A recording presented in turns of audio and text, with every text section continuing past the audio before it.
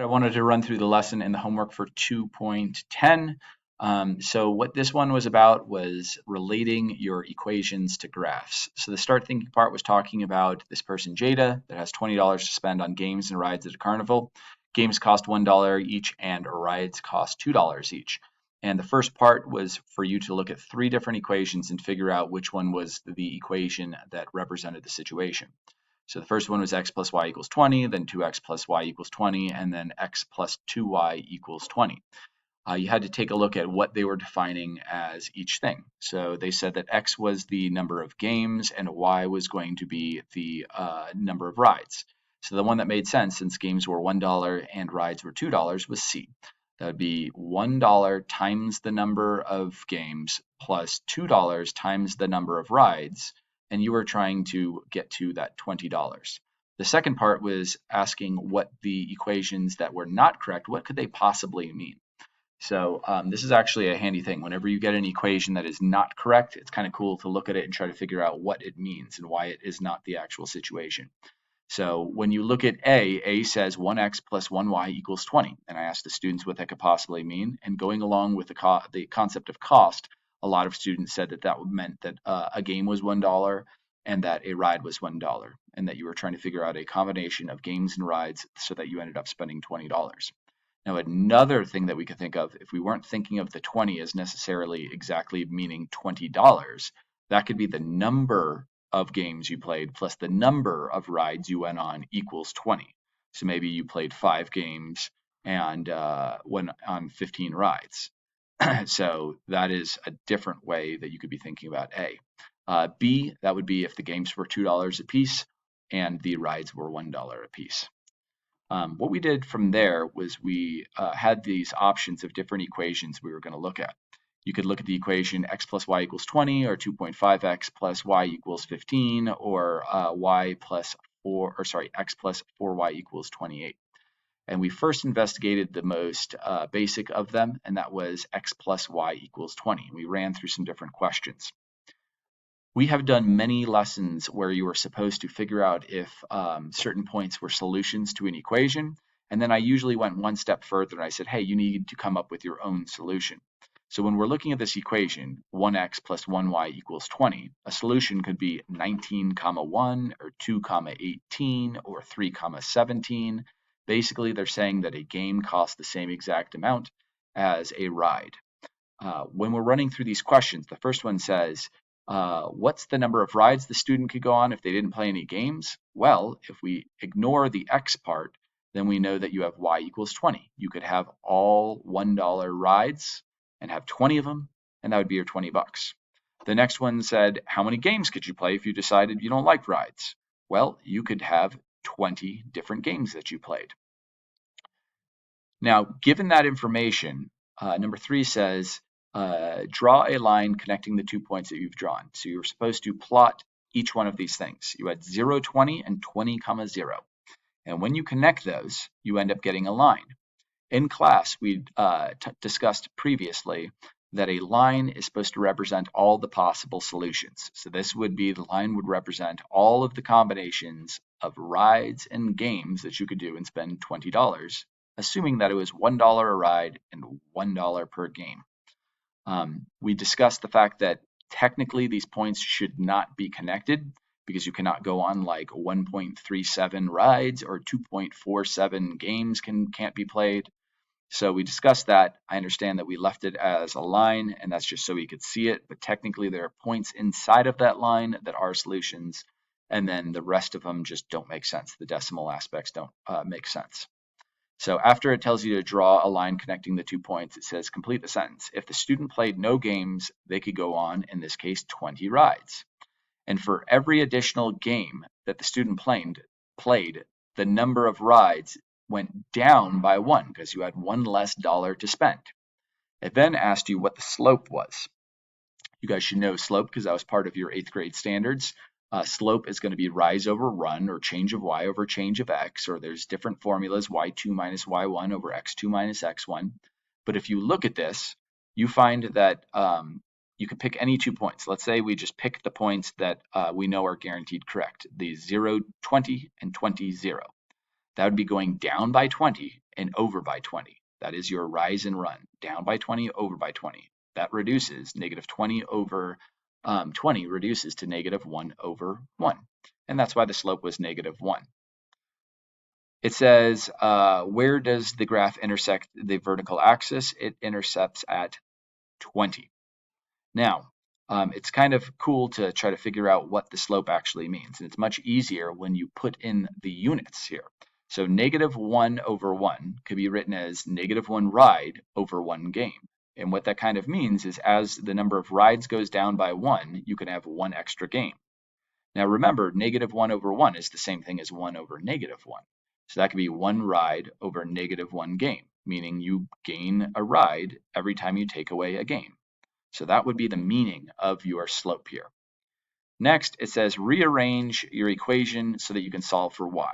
So these are two different forms. The top form is called standard form and the bottom form is called slope-intercept form.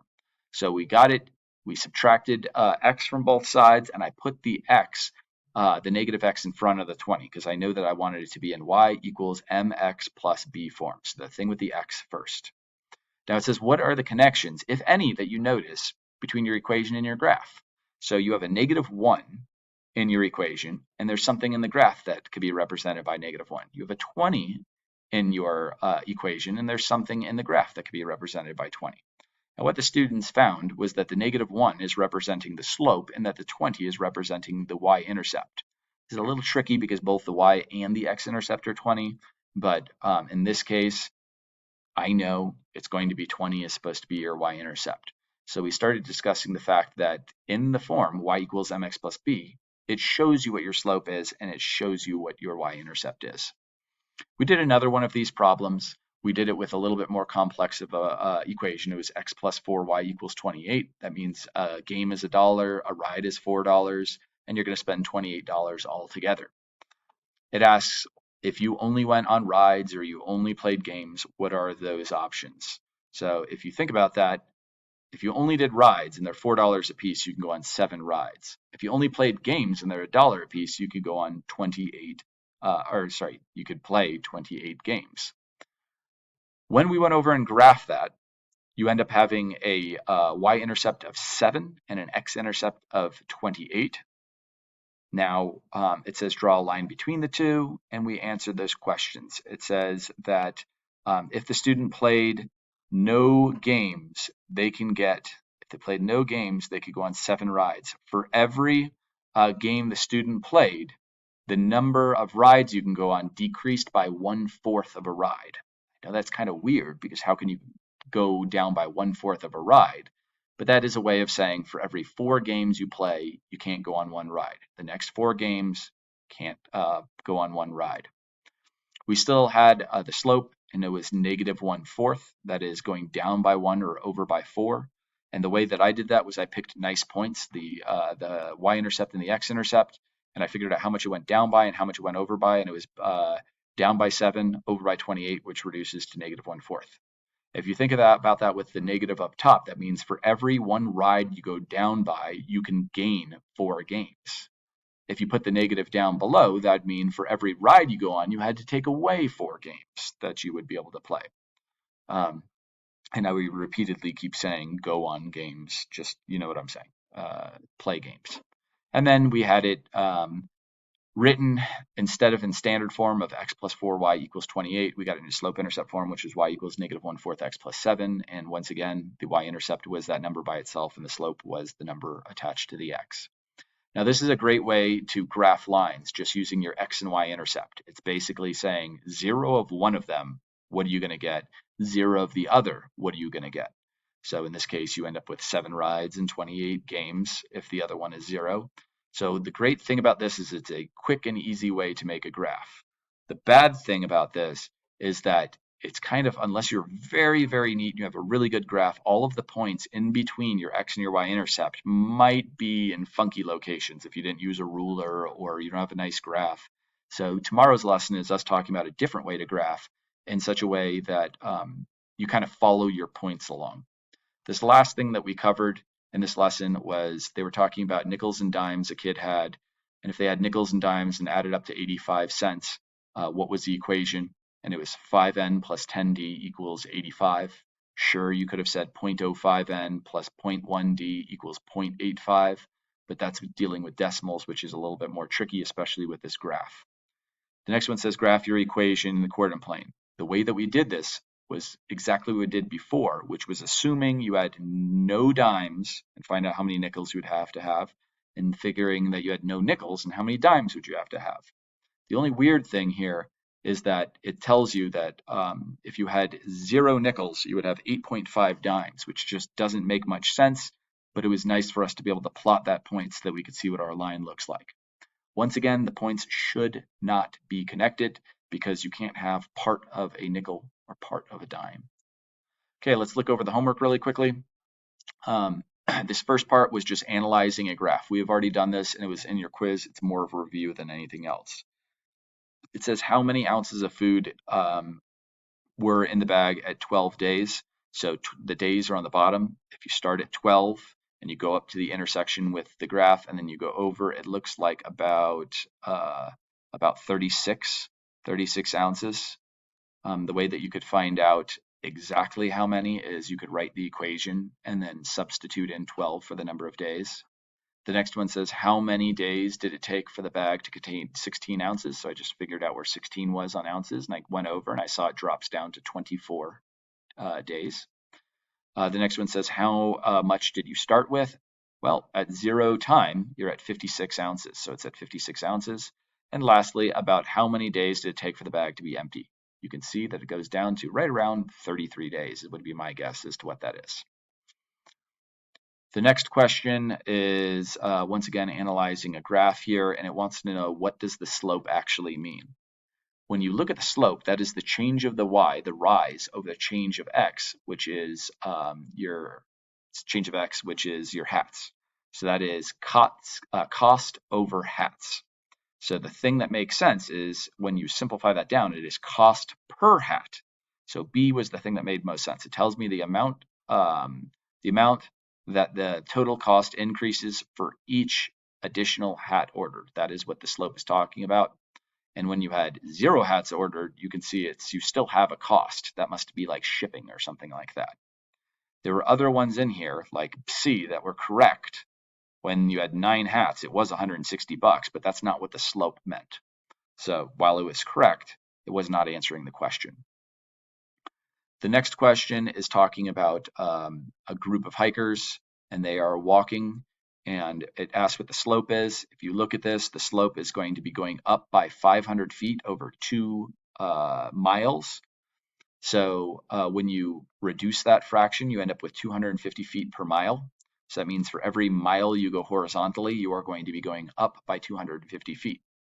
How does the slope what does it tell us about this situation? It tells us once again how steep the trail is, and it tells you that you're rising by 250 feet per mile.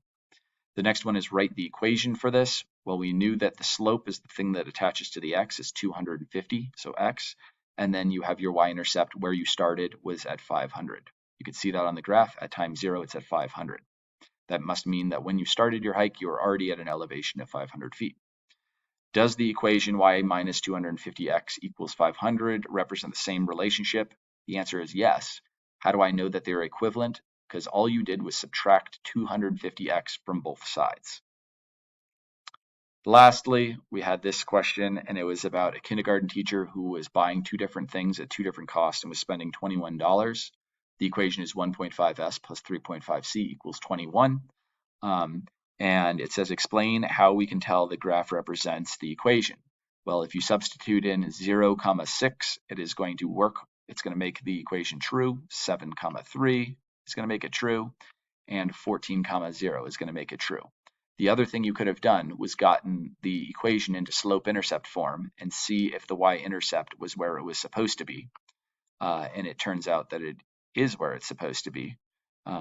You end up getting, let's see, you would be solving for packs of cards. You'd be putting this thing into C equals format.